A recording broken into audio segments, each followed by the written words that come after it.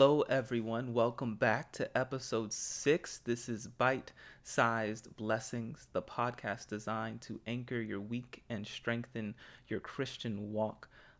This is episode 6. We are going to be finishing up our, 3-part mini series on Job, the life of Job. And I just want to say I have heard from several of you regarding last week's podcast. I am grateful and thankful that it touched you and it was helpful. This is like that's why I do this. And so, if you ever find something that is especially beneficial, shout me out. I'm on Twitter. Shout me out. I check my stuff, and I really appreciate it. And it's very encouraging for me. So thank you for the people that I heard from. So today, we're looking at the story of Job again.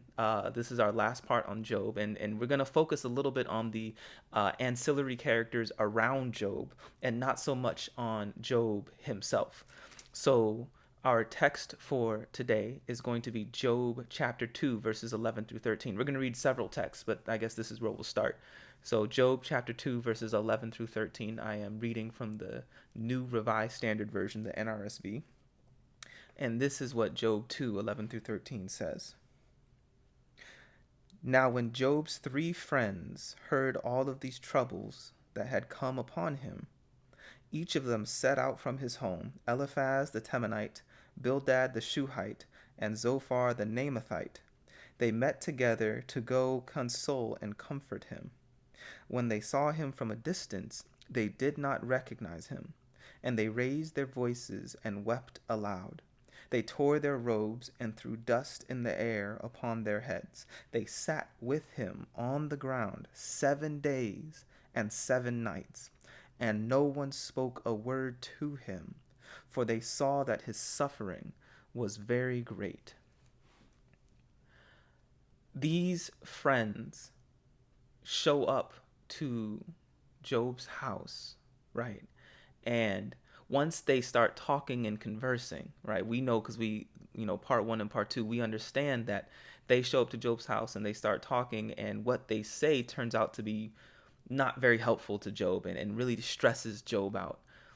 And that's interesting, but I think before we excoriate them for how they attempted to comfort Job, I do want to appreciate and acknowledge the attempt they made. Job is a book of complex characters. Nobody in this story is perfect. What these friends did and how they said it was kind of awful. But what they tried to do is beautiful, right? Like verse 13, they sat with him on the ground 7 days and 7 nights. Nobody spoke a word, for they saw that his suffering was very great. I appreciate that they let Job lead the conversation of his tragedy. I appreciate that they were willing to go and be present without seeking to take over how this was going to be discussed. Right? Because I think a lot of times Christianity in particular is a religion of speaking. It's a religion of offering. It's a religion of teaching. It's a religion of, hey, I have something that you need, and you listen while I talk, and I will explain this thing that I have that you need. And I appreciate that Job's friend's initial posture was one of listening, right? And I don't want to underestimate the effect that their physical presence had with Job, right? The Job is now a sick man, struck down by God. It could be very easy to turn their backs on him as someone who they don't want to run with anymore because they don't want to catch what he has. They don't want to be guilty by association with him. But no, they show up they don't write a letter and say, "How are you doing?" They don't send a message through a courier. They show up in person. They drop what they're doing to go to Job's house and just sit in silence for 7 days.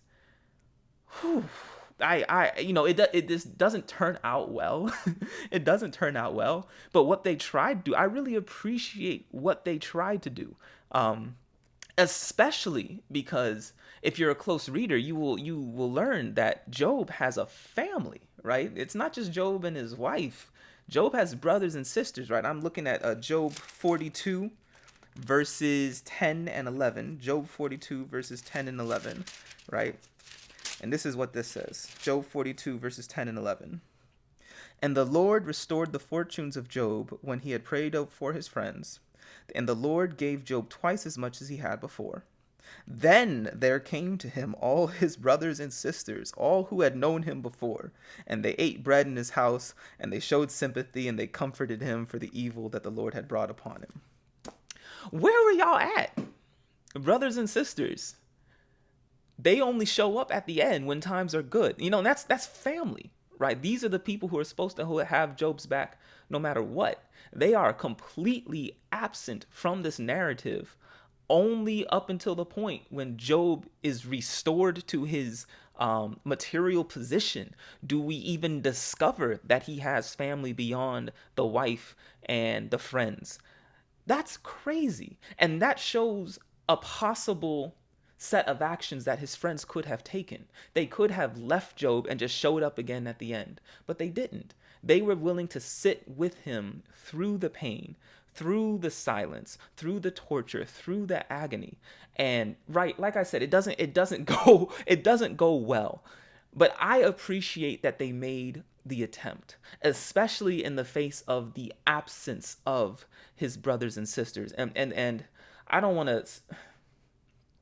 We love family. I love my family. I love my family. Aunties, uncles, sister, mom, dad, all my peoples. I love y'all to death.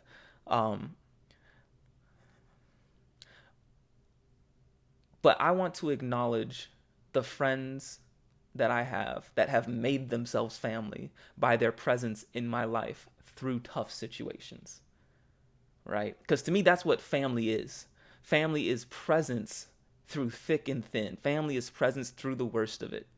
And that's what these friends showed up for Job. That's how they showed up for Job, physically present through the worst of it.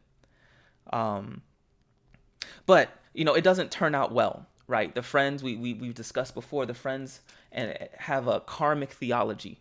If you are doing good, then the Lord will bless you.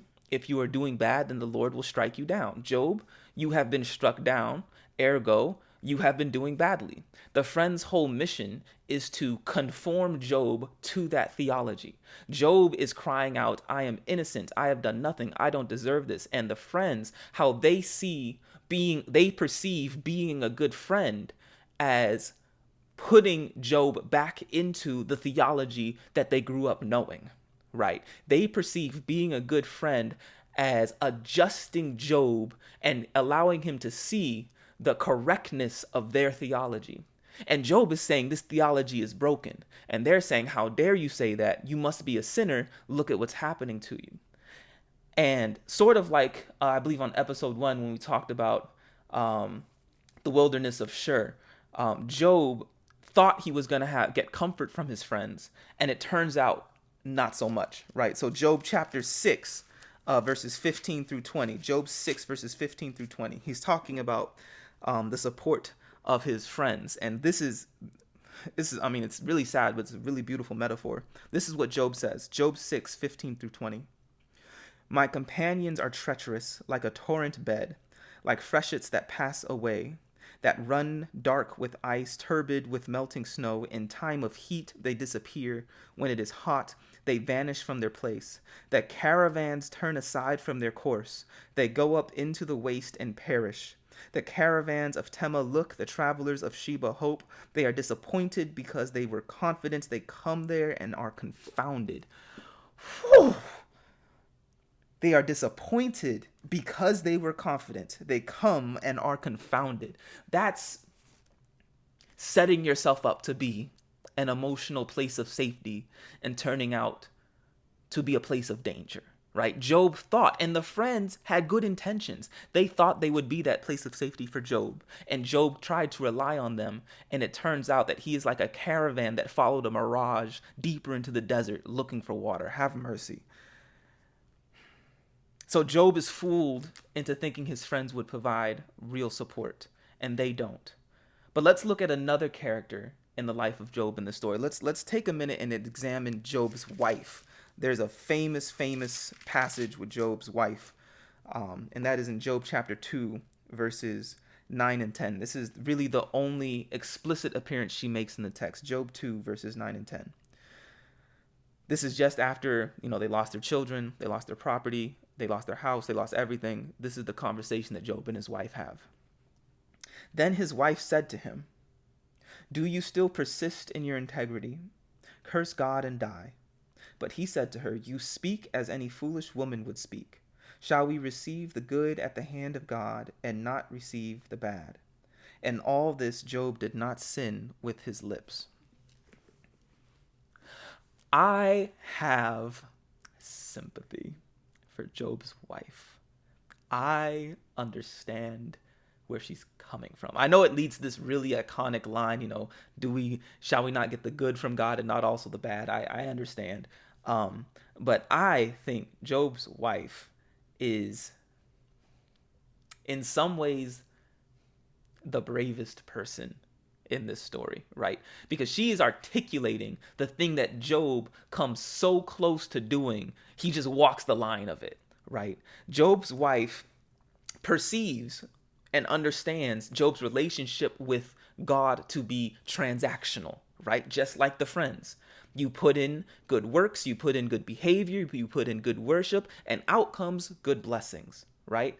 And you put in bad worship, you put in bad behavior, you put in bad works, outcomes being struck down. Job's wife is perceiving that this is how Job's relationship with God is. It's transactional in nature. Job gives this, in return, God gives this. And she also perceives, from her perspective, that Job has been keeping up his end of the bargain, but God has not, right? She thinks that Job has been putting in all the good stuff and has been handed in return all this undeserved and unearned tragedy. And I think what she's saying is, Job, you are like an employee in an employer-employee relationship, and your employer is treating you wrong, abusing you, doing you dirty. Leave this job. Get out of here. Why are you still here? And I know it's really easy because, we're Christians and we have the utmost respect for God to be like, oh, no, don't, what are you doing, Job's wife? You can't curse God. What you mean? But understand from the context of what they're living in, right? She's saying you've been holding up your end of the bargain, but God has not. So leave this, get up out of here, do something to improve your life and stop worrying and trying to stress about this God who don't do nothing for you anyway. You were doing all this good stuff and look where you are. So it's not good for you. Leave. Job doesn't end up doing any of that. In fact, he rebukes her pretty strongly, right? You speak as any foolish woman would speak. Shall we receive the good at the hand of God and not receive the bad? But I don't know if Job doesn't fully believe what he's saying, right? See, this is how you got to be a close reader of this stuff, right? Be a close reader, be critical. Job says, shall we not receive the good without the bad? And he's saying, you speak as any foolish woman. But if you read what he says in response and with his friends, Job is not that far away from what his wife is asking him to do, right? So look at how Job opens his monologues in Job chapter 3, right? You can just pick random verses and get the point. Job chapter 3, I'm looking at verses 2, right? Job said, "Let the day perish in which I was born, and the night that said a man-child is conceived. Let that day be darkness. May God above not seek it, or light shine on it. Let gloom and deep darkness claim it. Let clouds settle upon it." Verse 7, "Let the night be barren. Let no joyful cry be heard in it." Verse 9, "Let the stars of its dawn be dark, because it did not shut the doors of my mother's womb and hide trouble from my eyes." Verse 16, "Why was I not buried like a stillborn child, like an infant that never sees the light?" Verse 11, "Why did I not die at birth, come forth from the womb and expire? Why were there knees to receive me, or breasts for me to suck?" Like, Job isn't going to curse God. But what does he do? He curses himself. He curses the day he was born. He curses his mama. He curses the midwife who helped his mama give birth. Like, Job is doing, it's like an everything but, right? Job feels the exact same way his wife feels, but just won't go and say the thing, like the end point that his wife is trying to make. Job is not that far away from what his wife is saying.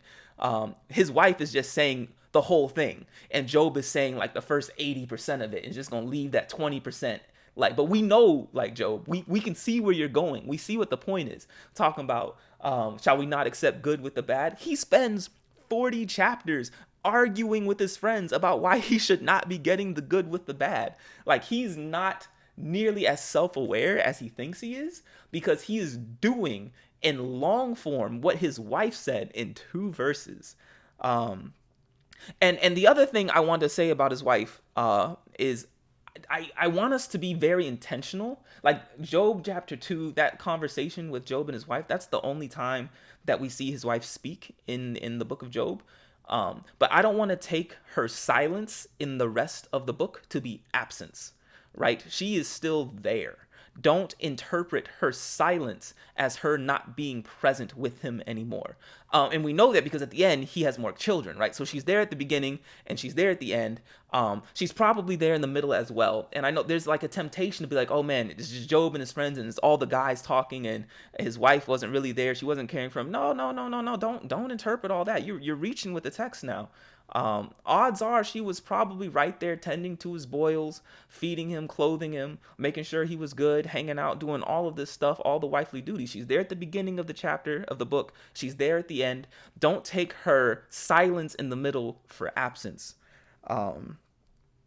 So here is the funny thing. We're almost done.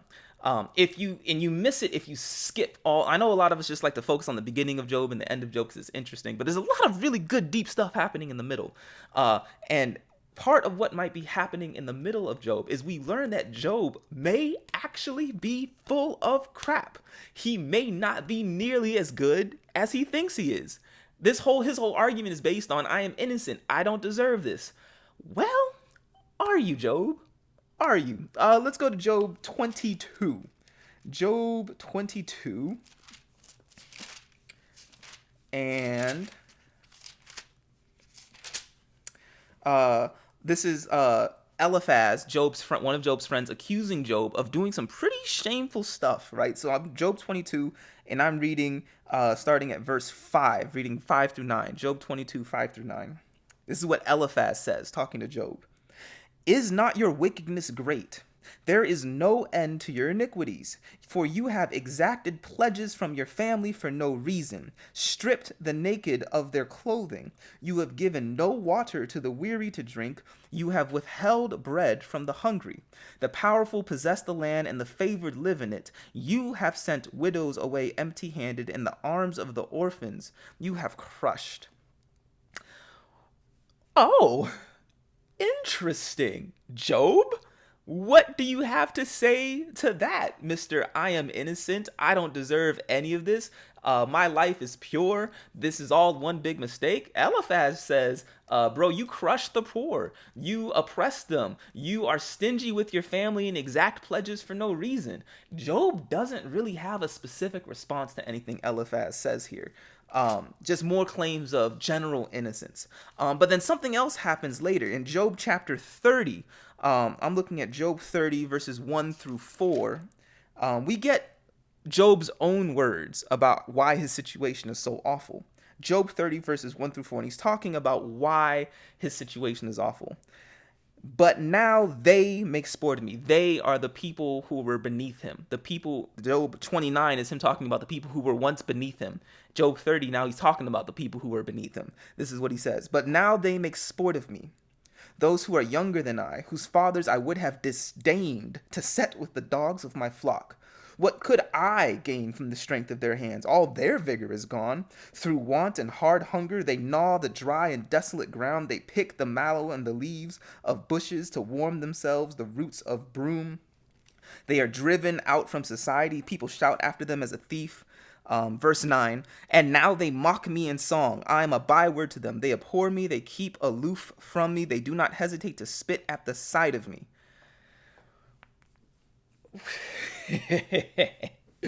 This dude, Job's a funny guy. He has a very serious pride problem. A very serious pride problem.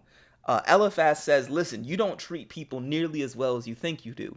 And that's just hit Eliphaz's accusation. You know, we don't have any evidence one way or the other, but then we do have in verse 30, you know, Job, his mask slips a little bit and he starts talking down on all the people who now have something to say. You know, your fathers, I would have disdained to set with my daughter. Some serious language there, Sir Job.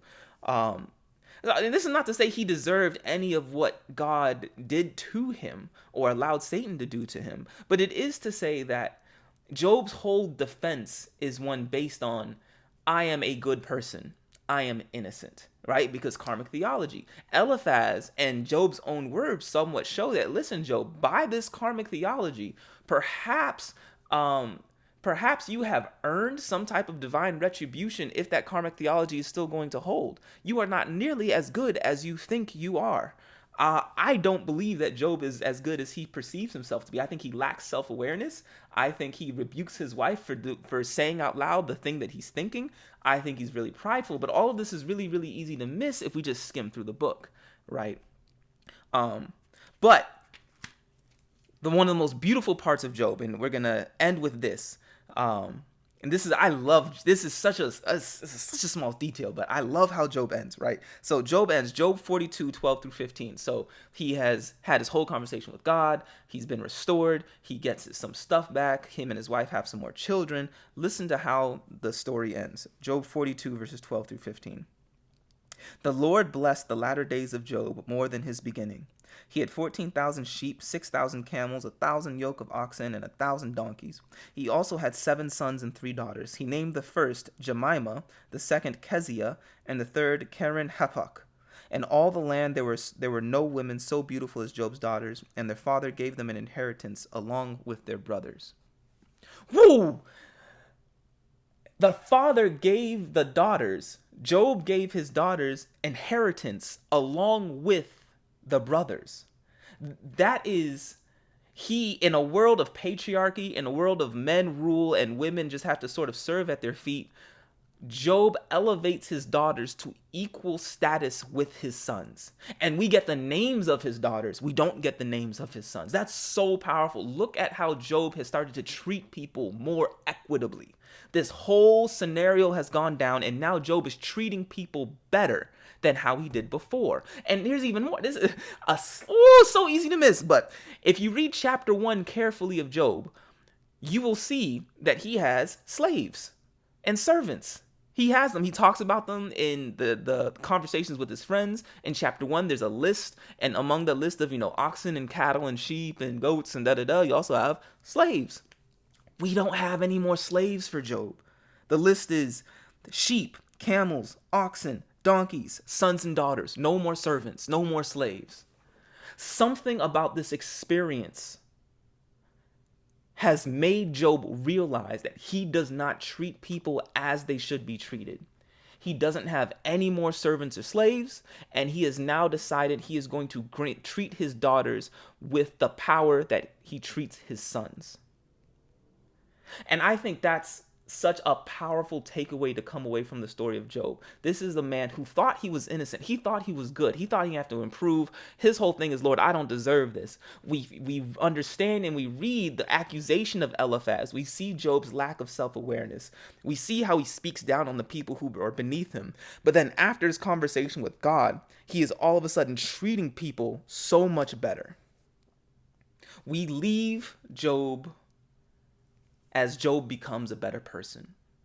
Yes, he is restored, but his character has also been improved. This is still a story of tragedy, and we can still say that he did not deserve what happened to him. But he comes out of his situation as a person more fair, more loving, more likely to treat people equally. So here's some discussion questions. First one. Have you ever gone through a life-defining moment and found that it affected you in a way that you didn't anticipate at all?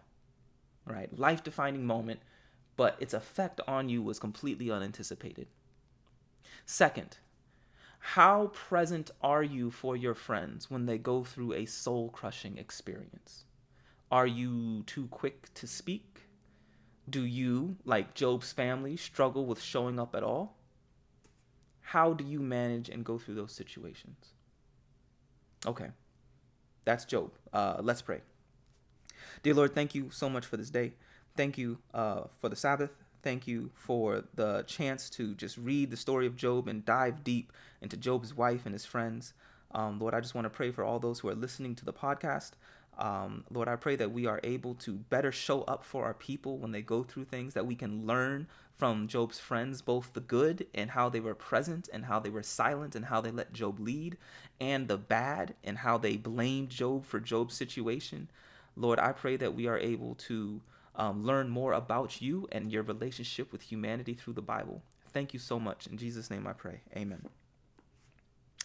Okay, that is episode 6 of Bite Sized Blessings. You can follow me on Twitter at Chuck Rock, CHUK ROXX. You can follow the podcast on Twitter, Bite Sized Blessed. We are on YouTube.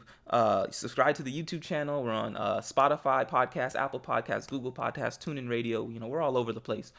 Tell a friend. If something specifically touched you, feel free to reach out to me. You can find me most active on Twitter. I always appreciate hearing from people. That's all. Have a good week. This has been episode 6 of Bite Sized Blessings.